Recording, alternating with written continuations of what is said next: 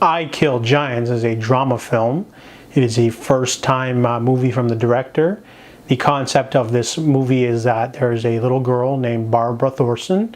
She is a loner. She's very sardonic. She is considered the school pariah because she's very blunt. She, hides behind this sort of, nihilistic sort of behavior. When someone tries to talk to her, she blows them off.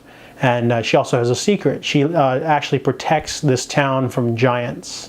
These giants are like nasty, large, monstrous creatures. However, people don't notice them. And whenever a tornado or a hurricane happens, it's actually a giant. So she leaves around weird traps to kill giants, also bait traps like rotting food left in upside down milk jugs, hung out. And she finally finds someone who could be a friend. A girl from England moves and expresses, interest in being friends. And Barbara, doesn't want to. She also has to talk to the school psychologist for some reason. We don't find out until later. But this movie is not a fantasy action movie in the vein of like Jack the Giant Killer. This is one of those sort of dramas where the giant killing is a metaphor for a tragedy happening in the girl's life.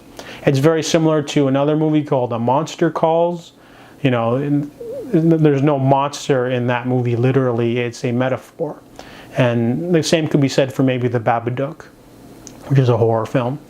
But this movie has decent acting from the main girl. I thought she was pretty annoying. I really like Zoe Saldana, however. She's got a small role as a school psychologist. And Imogen Poots as well. She plays the older sister that sort of has to bring everything together.